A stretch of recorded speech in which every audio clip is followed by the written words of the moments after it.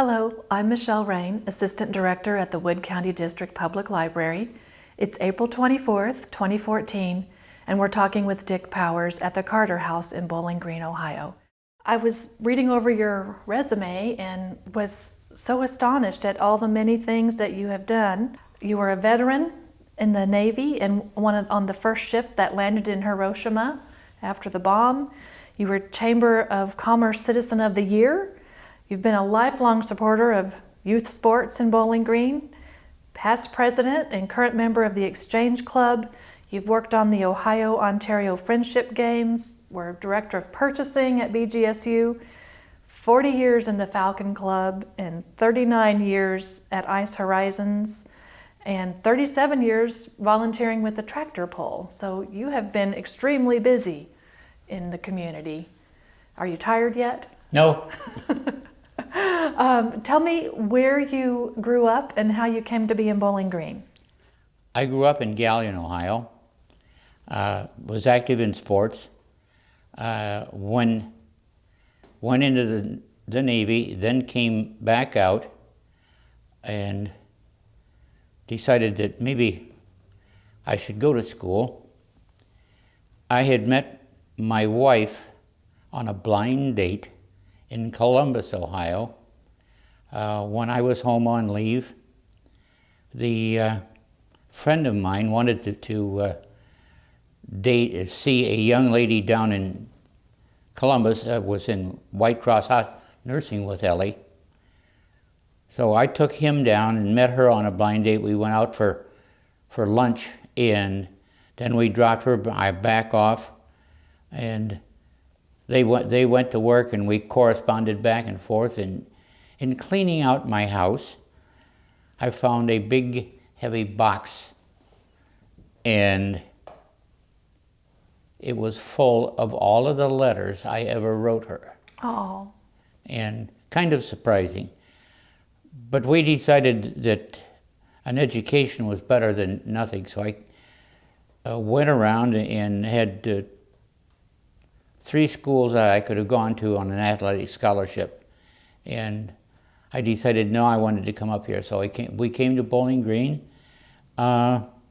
moved into an apartment out off of Poe Road.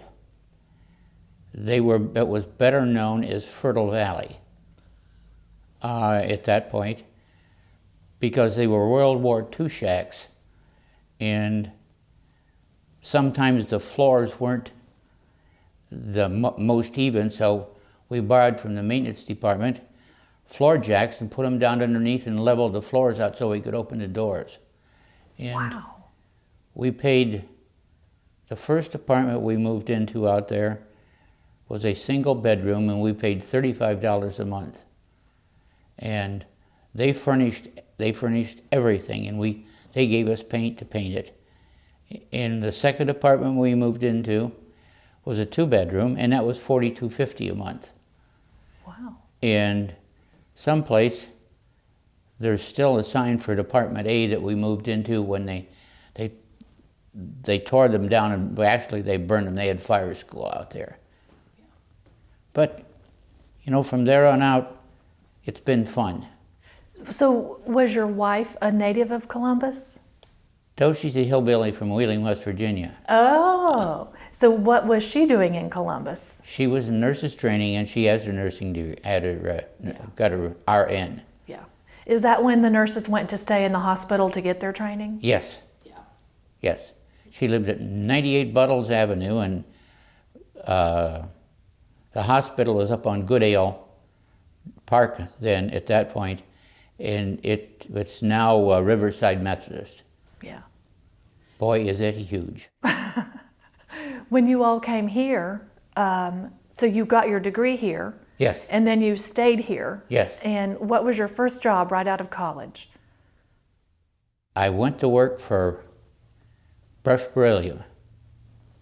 And when I went over there, and then when I applied for the job, they gave me a form to fill out. It took me 2 hours to fill the form out. What all was on it? Virtually everything. I filled the form out and turned it back into brush. And all of a sudden, like 4 or 5 days later, I get a telephone call from my mother. She said, "Are you in trouble?" I said, "Not that I know of." And I said, "Why?" She said, "Well, there are people in Galion asking about you. There were 4 FBI agents down there. And I ended up with an atomic energy Q clearance." Wow. So I could go out into the plant and go into other areas. Shepard's heat shield, when he went up, was made in Elmore, Ohio, where I worked. And I was cleared enough to go clear back to where they were working on his heat shield. Wow. But everybody was all over Galion. They went down as far back as when I worked when I was in the 8th and 9th grade in a clothing store. They were really checking you out. Oh, no matter who. This was something that they did automatically if you were applying for an atomic energy Q clearance. Wow. And what did that clearance allow you to do? Get any place in the plant and any other facility that if I went, I could get in because of the Q clearance. I had to carry a card with it. Wow. And so what did you do there at the plant? I was in purchasing. Purchasing, yeah. And I had the responsibility of buying raw materials and parts, and got a real education. Dick Anuskowitz was my boss, and when I went into work, he said, "Okay, you're going out in the plant." So they gave me some clothes and put me out in the plant for the first half day. And I had to take the material from incoming and follow it all the way through the plant until a finished product. And at that point, if they came in and said, "I need a part for this piece of equipment," I knew exactly how critical it was with the operation. And I found my flow chart about a year ago, and I had not seen it since I turned it in. Oh, wow. It got put away. Did you ever meet any astronauts? No. They didn't tour the plant then? No, well, it's one of those things that they say people were there, but the people came and went, and those from the Atomic Energy Commission didn't tell you anything. You were the person that sat back and did what they wanted you to, but you didn't know you were doing it for them. It was very secretive. Did you feel nervous at all having that much information, or? No. No. Yeah. Yeah. Well, we kind of glossed over your military experience. What was it like when your Navy ship sailed into Hiroshima? Getting in and out of there was slow. When you started up the channel, we were at what we called sea detail, and I was one of the qualified helmsmen that took a third of the time that we were going up. And when we were coming in, we got into a great big snowstorm, and the weight of the snow broke down the center of Hiroshima, what they had rebuilt. It was like a greenhouse that we see now, and it was 2 stories high. And when we pulled in, the captain asked, well, would you like to go over and volunteer and help? Sure. So we pulled in rather late at night or in the afternoon. And the following morning we went over. There were 30 of us went over, and we helped clean up, shoveled snow, picked up broken glass, anything that we could do. Then the next day we got liberty to go back over. And 3 of us that had been together really kind of lucked out. The fellow that we worked with the day before was a taxi cab driver. And when we came back over the next day, he was waiting for us down at the dock. And he said, well, have you eaten yet? And this was about 9:30, 10 o'clock. And we told him, yes, we had breakfast at 6. And he said, well, let's go eat first. So we piled in his cab, and he took us down to the hotel. They fed us, wouldn't take anything that we wanted, we got, and it was kind of a surprise. And they wouldn't let us pay for a thing. No matter what we did or what we wanted was paid for. And somewhere in the neighborhood of 1 o'clock, he asked if we'd like to see part of the city. And we got into places that I never thought existed. He said, well, okay, he said, when we go in this place, don't do much talking, just listen and look. We opened the door. He opened the door for us and took us in, and it was an opium den. Oh my goodness. And it smelled to high heaven. And when we were inside, it kind of burned your eyes a little bit. It was so strong. And he said, are you ready? And we said, yes, we left. And he said, now, if you ever get back here, don't you dare come down here alone, because you'll never come out. And I drove about maybe 300-400 yards, and he said, now, on both sides of these are houses of prostitution. And he said, don't you come down through here. But it was one of those things that, that we would have never gotten to see parts of that. And then he took us out and around on the outer limits that we were out to where it had not been repaired yet, built back up. But they're very industrious people, and they really worked, and they worked at keeping things going. Yeah. They didn't fool around. And when I was aboard ship, we had a signal bridge, and we couldn't go up above and stay up there if the weather was bad, because we didn't have a shack up there. So we were in Yokosuka, Japan, and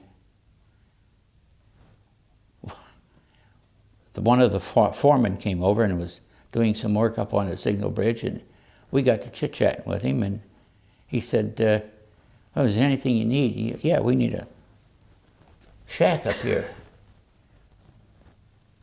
So he said, okay. Next day he comes over with his crew, built us a stainless steel shack up on top, and we asked him what it was going to cost us. And he said, 15 pounds of coffee. So for 15 pounds of coffee, we got a shack with windows in it that we could see out of, and it was ridiculous. But you could get virtually anything by just bartering with those people. And we had been down in Indochina, and we're heading back up through the Yellow Sea and going up to Sasebo, Japan. And it got rather rough. We steamed at 15 knots for 3 days and lost 15 miles. Oh, wow. It was up and down like a yo-yo. But at that point, you know, we would have not been able to get out because we were taking green water clear up over the top of the signal bridge. The waves were about 35 feet tall, so. Wow. And how did you get out of that? Did the weather just change and then you? Yeah, it came and went, and Yeah. then we went on into Sasebo. Wow. Where all did you go while you were with the Navy? I spent first part of my Navy after I got out of boot camp. I came home, then went back and ended up going over to Korea, and ended up for 2.5 years on a hospital ship called the Constellation.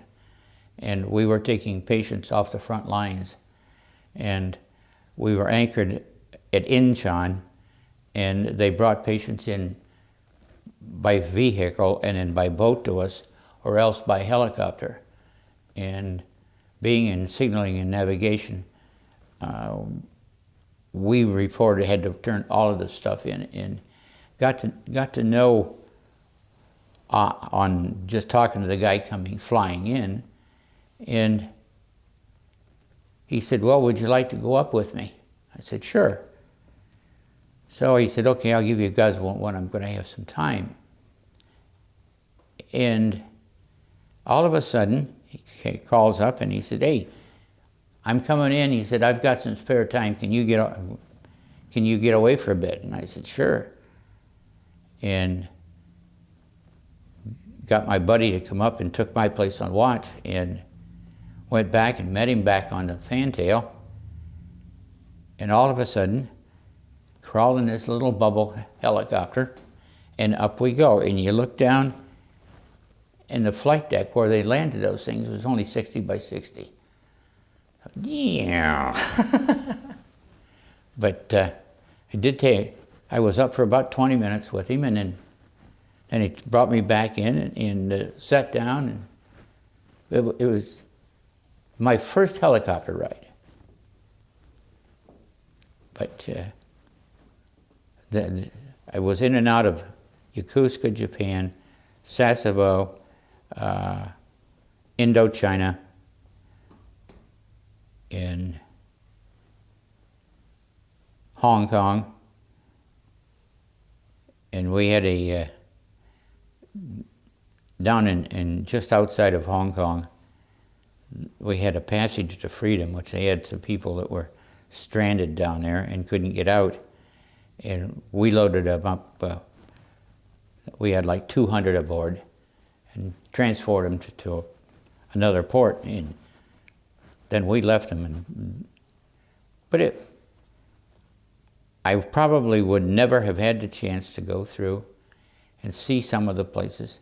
We were in and out, Philippines, and we went into Manila, and we were told that it was going to be raining.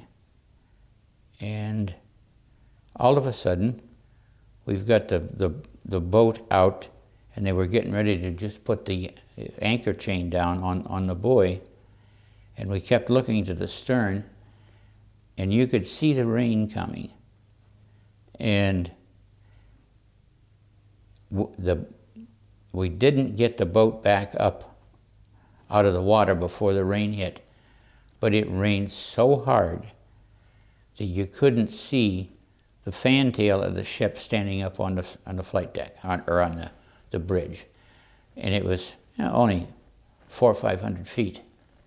And I've never seen it rain like that in all of my life. It's just like you were pouring it out of a bucket. Wow. Well, were you glad to get back to Ohio? Oh, yes. Yeah. And so you have lived, after you got out of the Navy, you've been in Bowling Green ever since? Came to Bowling Green, started school in January of 1957. Been on Bowling Green ever since. Wow. What are some of your favorite places in Bowling Green? Are some of them gone or still here? Yes.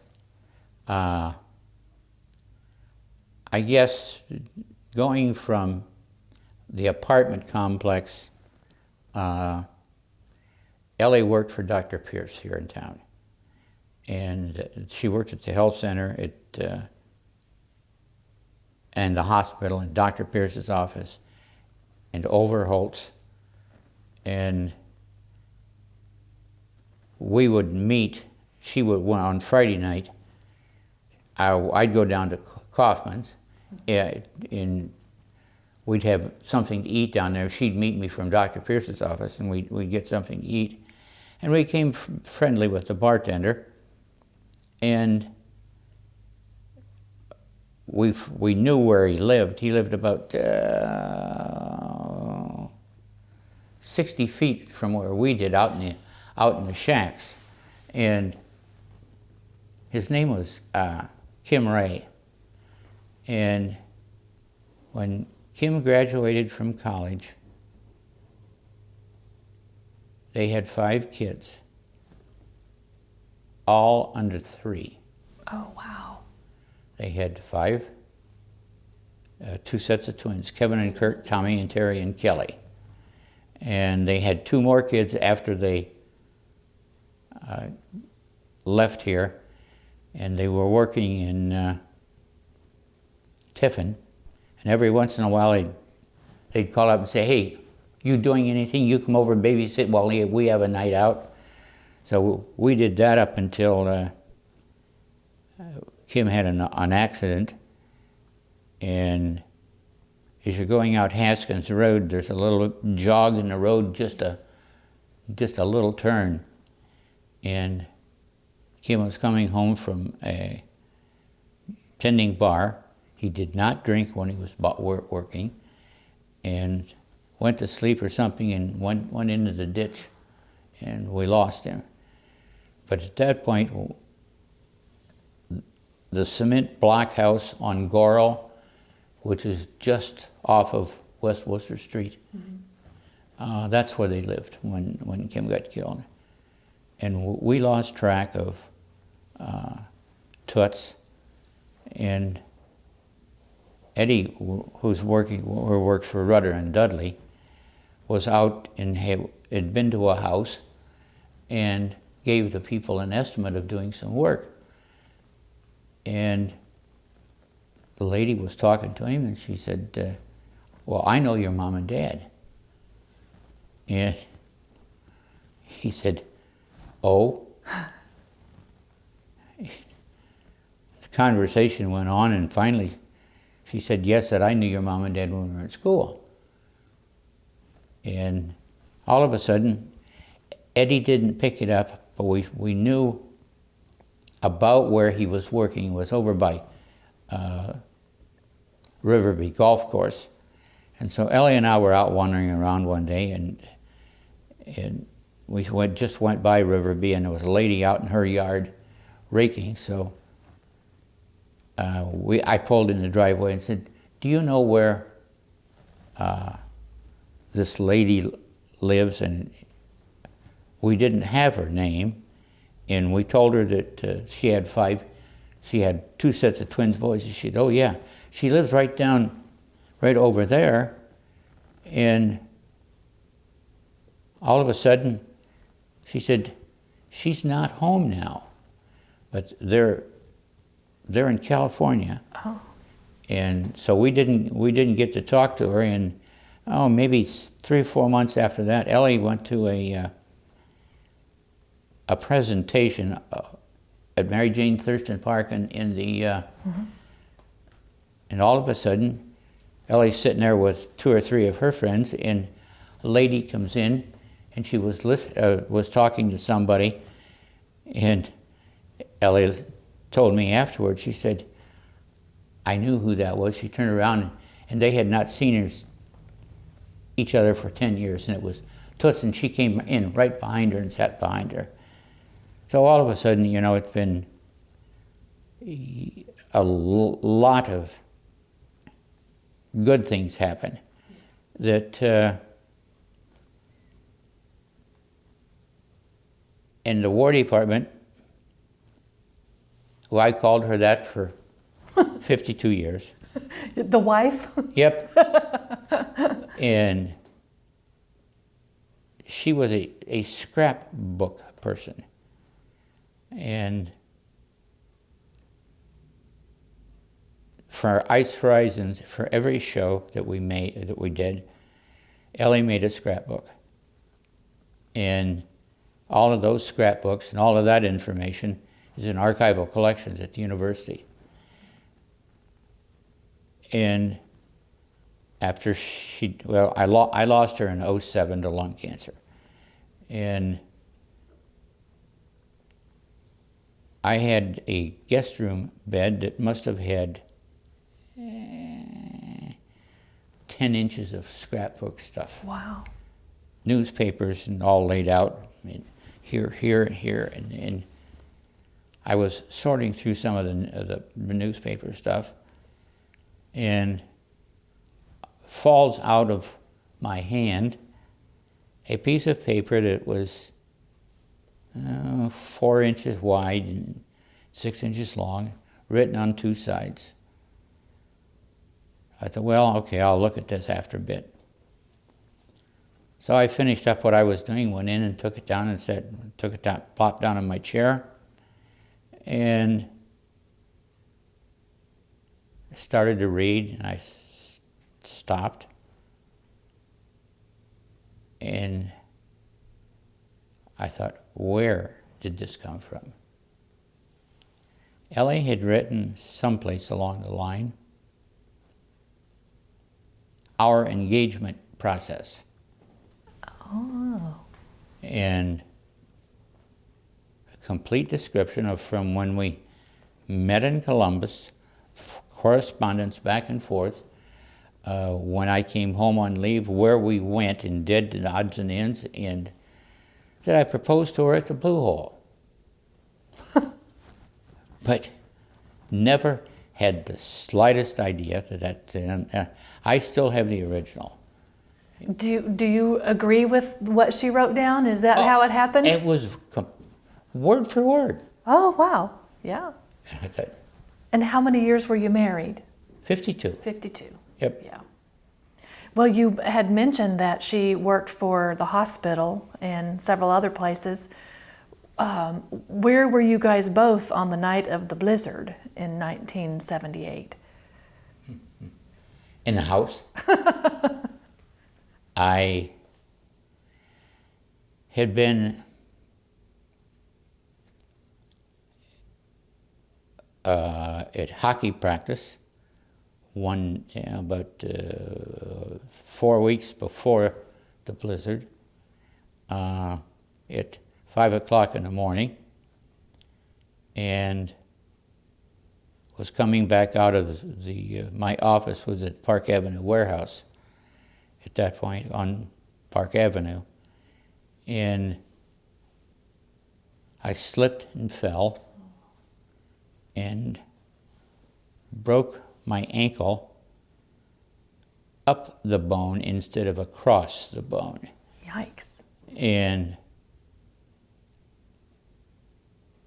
got in the car, went out and picked up Mike and Ed from hockey, and went home, got them off to school, and then Ellie took me over to the emergency room and had a cast put on. And all of a sudden, the blizzard arrives. And the hospital called and said, we'll have Ellie walk to work. And I said, no way. I said, I'll tell you, I'll make you a deal. If you'll come to the corner of Worcester Street and Western Avenue, I'll see that she gets there. I said that Mike and Ed can get her there and they can get back.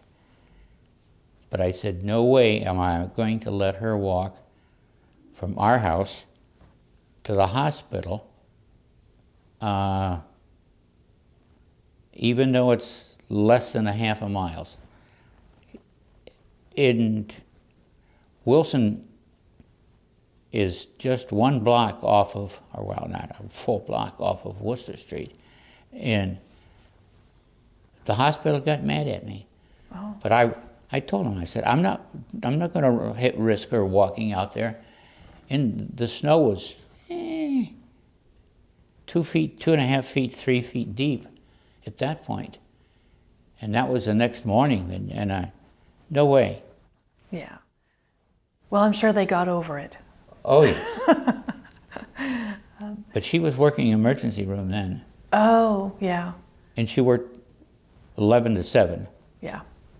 Yeah. Did she enjoy being a nurse? She liked it. She was a good nurse. And she cared about her patients. Yeah. And she took pride in it. Well, at that point, were you in the purchasing department at the university by then? Oh, yes. Well, I was wondering, what was the most unusual thing you ever had to purchase for the university? The toughest telephone system. Oh, I still hear about that telephone system. And that was something that I could not talk about. When we had a consultant, and he and I didn't see eye to eye. We bickered and fought. I decided, well, I'm going to end this mess. Went out, bought a 6-pack of beer, went out and rapped on his motel room and said, Ed. So we sat and drank the 6-pack of beer, and we came to a mutual agreement on how we were going to work, and it worked out exceptionally well. We should all do business that way. He had an unwieldy position. He was trying to do for us what we didn't have the capabilities of doing to ourselves, of evaluating. We were looking at obtaining bids and evaluation of bids. We took a different choice than some of the other schools did back then, and we bid to manufacturers rather than bid to distributors. We ended up with 7 proposals. Some of the other state schools in the state of Ohio ended up with as many as 28 to 30 proposals that they had to look through, and we were, at that point, we were looking at things that were 3 inches thick. Yeah.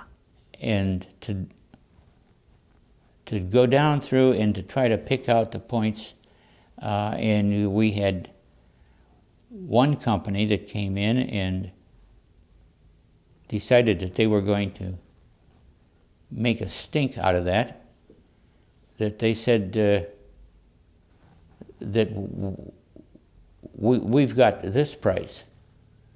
Well, it was after the fact where they were to start with when we opened all of the proposals and all the bids, that they were not even close but they were hanging their hat on a price decrease that they knew was coming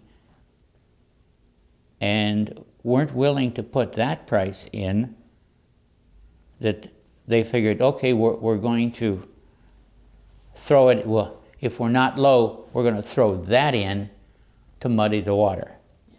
I went clear to the president on that one, and we stayed with the original bids. You can't, you're ethically, the company should never have done it. I'm sure you've seen a lot of things come and go at the university. Did anything happen here at BG when the Kent State incident occurred? Yes.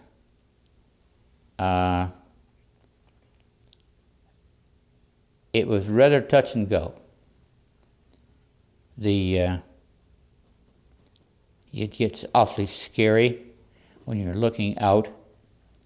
I had gotten a telephone call that I was to report back on campus, and all of a sudden I end up with riot gear. I'm standing up on the porch of Williams Hall, hid in the shadows, and the whole area between Williams, University Hall, and Hannah were full of kids. And don't have the slightest idea who they were then, but there were 3 or 4 fraternity boys that got up and made speeches. And the university had really kind of taken a hold of itself, and they felt they were in charge of the system or the time. But in case something did happen, we were prepared to try to keep the people that were talking, because if the kids would have rushed Williams Hall, there wasn't any way to stop them. Yeah. You had the entranceway coming up the sidewalk and up the steps, but that's the only access that there was to Williams Hall at that point. And but the kids turned them around. We got away scot-free. Were they angry or upset that day? Oh yes, and some of the schools, and I think it was Ohio State, that some of their people, and including part of the National Guard, took a fairly tough case, because no matter what happened, you couldn't touch them. And the students urinated on the people that were trying to keep things still, and even the young ladies. And I don't ever remember seeing a picture of it, but my counterparts at Ohio State were telling me about it. Wow. And Miami made out all right. OU made out all right. And we were lucky. It could have been a total disaster. What do you think got the students to calm down or redirect their anger that day? The students themselves. The university had some people that, like the presidents of some of the fraternities and sororities, that were wiser heads than some of the rest of them. And it was just more luck than sense. Yeah. I want to make sure that we talk about your time with Ice Horizons, you were the stage manager. Yes. With Ice Horizons, and so you were in charge of props. Yes and no. Okay. I ended up as stage manager because their first show, they had a stage manager that never showed up. We were building props, and when I worked with Jim Brennan, Ernie Hamilton, Dr. Householder, and a myriad of people on and off through the times, and I'm in the process of trying to finish up now a history of Ice Horizons. Which I probably should mention, because some people may not know, it was an amateur ice show, the highest ranked amateur ice show in the U.S. Yes. And even Scott would say that now. And by that you mean Scott Hamilton. Yep. Yes. And luckily, that Scott has done more for skating than, in my opinion, than any person that I have met. And when we had the ice show, we always had some guest skaters. We've had some really neat people as guest skaters. One of them that probably I felt did the best with the two of them did the best with the students would have been Janet Lynn, who was U.S. Ladies National Champion, and Elizabeth Manley, who was a Canadian champion. And they took the time to be nice to the kids, to talk to them. And it was a pleasure working with those two young ladies. How big would the cast have been for any of the shows?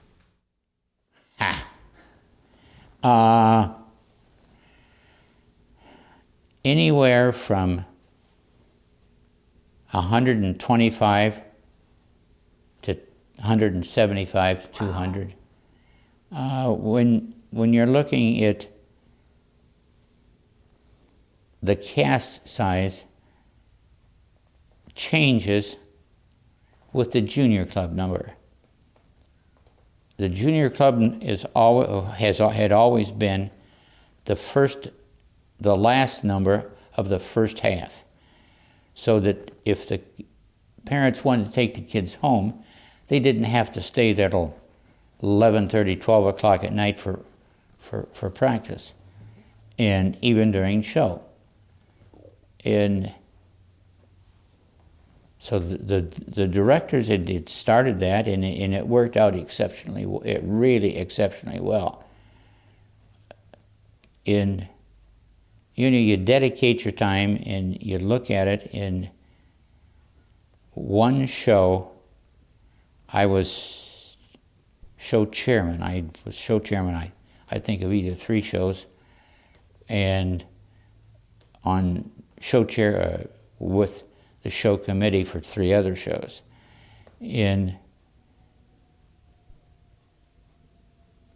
On one of the shows that I was show chairman of, I started keeping track of donated time. And when I got to 600 hours, I quit.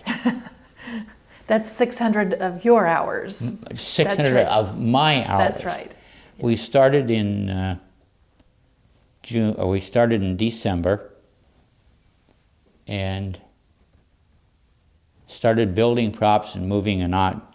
And then we just moved in. We moved into the ice arena the weekend before the show.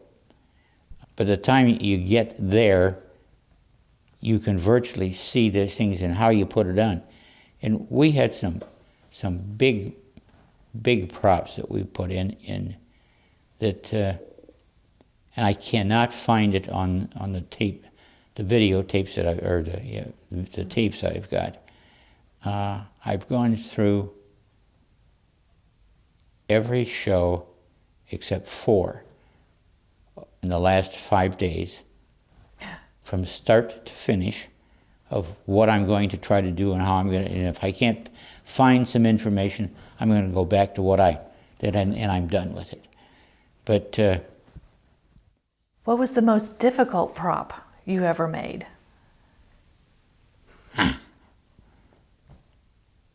one of the most difficult was a shoe. The shoe ended up as about 5 feet high, 6 feet long, and you could lay down inside of it. And this was, actually we had 2 changes in props in ice horizons. We had the first part, which all of our stuff was made out of wood. It was heavy, it was bulky. You couldn't do a lot of things. And Jim Brennan got wind that a company had some tubing that they'd like to get rid of. So we ended up taking the tubing, and then we ended up that we could bend it and into different shapes. Learned a lot from Jim Brennan. He was an industrial arts teacher for Oregon school system at Eisenhower Junior High. And for the things that we did, it's amazing that we came up with things that were easily done. Jim we'd take a 4x8 sheet of plywood, and we had circles that we cut out. And anywhere from 10, 12 inches in diameter up to 2.5 and 3 feet in diameter. And we take the tubing and lay it along the side of that, put a block against it, and bend it. Oh, yeah. But it was... Presto, you have a shoe. Yeah. And you know, with that, and you go to the shoe then, was tubing. And we covered the tubing with chicken wire. And then we used wheat paste and muslin and covered the chicken wire, then painted it. And what was the number that the shoe was in? I don't have the slightest idea anymore. I'm picturing a big and Cinderella. The shoe. No, it wasn't. I don't think it was Cinderella. Okay. But the shoe is still in existence. Oh. And it's in the East Water Tower at Carter Park. That's fantastic. I'm glad it's still around. But with Bud Lane went to pick up some dry cleaning and laundry, and looked at the mechanism where the dry cleaning and runs around in this little track. Oh, yeah. And all of a sudden, he makes a little sketch. And he went to Jim Brennan, and all of a sudden, we have a drop machine which will handle which was a scene. Originally, it was about 28 feet wide and 13 feet 6 high. And you could take that, and then it was expanded where the drops, the scenes were 49 feet by 13 feet 6. And the piece of equipment Jim built worked exactly like that. You could move the drop. We could put 7 on the drop machine at one time, and we could change systems and scenes in between blackouts back and forth. But it really made the show a lot different. In lots of times that the other one I can't find is the Eiffel Tower. Oh. And when the Eiffel Tower went out on the ice, we hooked it to a cable that was hanging from the ceiling of the ice arena and moved it out, set it, pulled it up, and a light went up, and there was light on the top of the Eiffel Tower. And the drop machine, we had to take, are you any of you familiar with the where the skate shop used to be? Not in the old building. Well, the Zamboni gates are here, and it went down this way, and the only way we could get the drop machine on was to take it and shove it down in the corner and then back out underneath the curtain. We had a young lady that sewed and made the existing yellow curtain, which is made out of corduroy. And when the Lowrys came to town, they brought with them from Troy 2 shoat curtains, which were from Ice Capades. And then... And wait, who are the Lowrys? David and Rita Lauer were the first pros at the ice arena. Ah, okay. And they lived at the house, which is right across from, used to be the children's home on Worcester Street. Mm-hmm. And Ellie and I got involved with Ice Horizons from Jenny and Colin Wyatt, who lived right beside the Lowrys. And it's stupid that we're still fooling around with this thing, but... You know, I don't think it is. Think how many kids in Bowling Green passed through that organization. I mean, at 125 to 175 kids a show, that's a huge impact on the community. It's a huge impact on your time and effort. Yeah. But it was well worth it. And you take Jim Brennan, the dedication, I'm dedicating this little history on Ice Horizons to my wife, Jim Brennan, Ernie Hamilton, and Dr. Householder. You know, there are still some people around that have been involved in most of the shows. One of them being Scott, Linda Grinke-Cadden, and Joy Tursky were co-directors of the show, of 12 of them, I believe. But at that point, didn't have anything to do with skating. And you look back and think, like you said, it kept a lot of kids off the streets. And right now, the skating club is virtually hanging on. What do you think changed? How come there's not as much interest? Don't have the slightest idea. Part of it, I guess, is is the commitment of us that, after you spend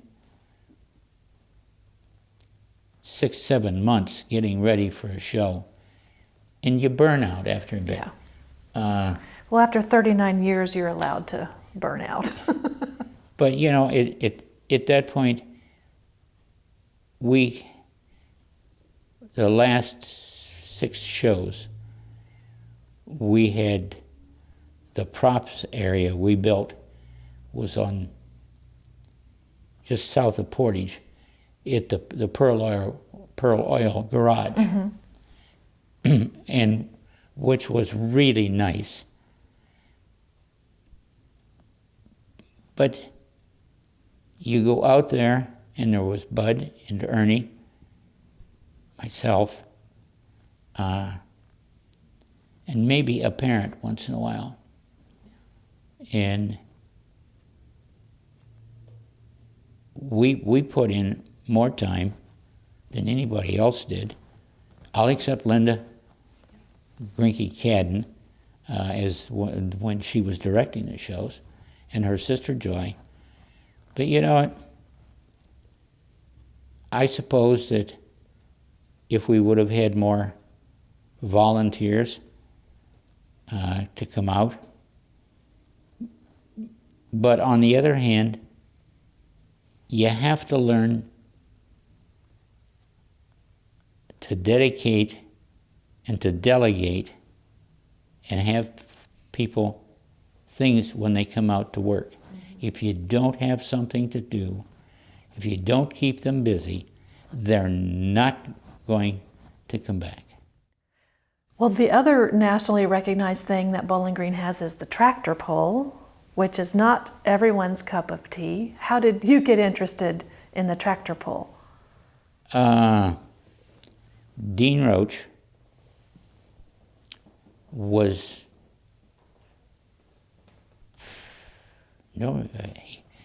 he was manager of Wood County Fair, and he was also a member of the Exchange Club. Oh, gotcha. And so he came to the Exchange Club and asked if we would do the program. Well, it ended up that... and by program, you mean the printed thing that people pick up in the stands? That people bought. Bought, okay. Yeah. I put the program together from the first one up until 32. And we split the cost of and the time and effort of the profits. Yeah. And it was a good project, but the Exchange Club was getting to be older, and they decided that they really didn't want to spend time but to sell the programs at the tractor pull. You had to have people out and visible, no matter what. And Dick Michaels was a barber, had a shop on Court Street, and he was, on Sunday, he come to the tractor pull in a Santa Claus suit. And the tractor pull is in August. In August. Yeah. And he sold programs at the main gate in a Santa Claus suit. And then all of a sudden he'd say, "Okay, I'm ready to go." We'd take him over and drop him off on the north side of the pulling track, which is a zoo, and he'd sell programs over there, then come back and go back to the main gate. But he went to Sandusky, moved to Sandusky, and he had a little motor home, and he brought the motor home back and stayed in the motor home Friday, Saturday, and left on Sunday. And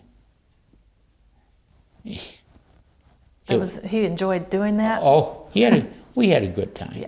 And did you enjoy seeing the tractors actually pull Yes and no.